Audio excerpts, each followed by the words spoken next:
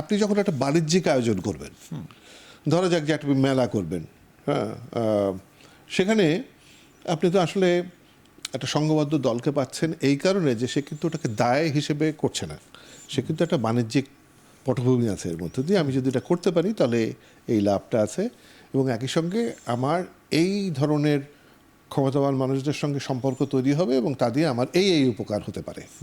তার মানে সংস্কৃতি চর্চাটা কিন্তু আপনার বিষয়ের মধ্যে নেই। হ্যাঁ, আর যে মানুষটি এই চর্চাটার মধ্যে আছে, ধরা যাক সে একটা গানের অনুষ্ঠান করতে চায়, সেটা তো তার নিজে উদ্যোগে করতে হবে, তার সঙ্গে তার পাশে কেউ তো নেই। তো একটা সময় পর্যন্ত প্রত্যেকে নিজ উদ্যোগে করেছে, তারপর মনে হয় যে অনেকের সিংহভাগের মধ্যে এই প্রশ্নটা ঢুকেছে যে কি কেউ তো আর ওইভাবে সম্মান এবং মর্যাদার চোখে দেখে না। আমি যদি আমাদের বয়সীদের কথা বলি, আমরা যারা অভিনয় করতে এলাম, কেউ কি অর্থযোগ আছে এই জন্য অভিনয় করতে এসেছে? প্রেম থেকে এসেছে, ভালোবাসা থেকে এসেছে। সেই প্রেম ভালোবাসা আমাকে চিনবে এটাও কিন্তু বিষয় না।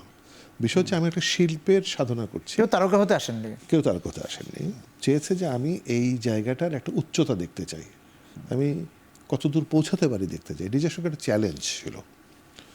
কিন্তু একটা সময় আমরা কেউ তো আসলে বিষয়টাকে ওরকম রাখিনি। আমরা তার সঙ্গে অর্থের সম্পর্ক যোগ করেছি এবং সেটার সঙ্গে মর্যাদার সম্পর্ক যোগ করেছি, করে যে সাধনা করছে তাকে আমরা পিছনে ফেলেছি, আর যে বুদ্ধি খাটাচ্ছে তাকে আমরা বুদ্ধিদীপ্ত ভাবছি এবং তাকে আলাদাভাবে সম্মান করছি।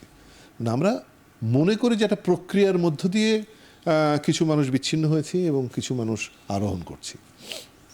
এবং সেটা হলো, কিন্তু রাজনীতির সঙ্গে শিল্পীদের এই যে যুক্ত থাকাটা, যুক্ত হয়ে পড়াটা, এটা কেন একদম খুবই ওতপ্রোত হয়ে গেল, খুবই একান্ত সম্পর্কে তারা চলে গেলেন? আমি নিজে রাজনীতি করি না, সুতরাং না, আমি হয়তো অতটা বুঝবো না, কিন্তু একটা জিনিস আমি বুঝি। জি, আগে একটু মানুষের মনস্তত্ত্বের কথা বলি, যে আমরা আসলে মনে করি, আগে ধরিনি যে শিল্পীরা কেন রাজনীতি করতে যাবে। হ্যাঁ, আমি করতে যাইনি।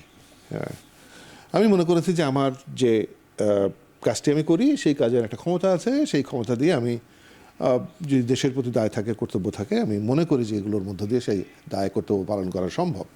কিন্তু অনেকের তো একই বিবেচনা, আমি যে একেবারেই 100% এটা আমার বিবেচনা বলছি, সবাই আমার বিবেচনাকে সঠিক মনে করবে তা তো না। প্রত্যেক মানুষের নিজস্ব বিবেচনা আছে।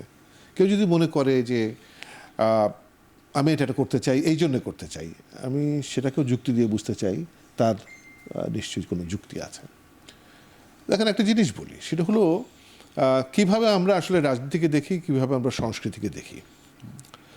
আমি শুধু সংস্কৃতির সঙ্গে জড়িত, মানুষ একভাবে আমাকে সম্মান দেবে এবং মর্যাদা দেবে।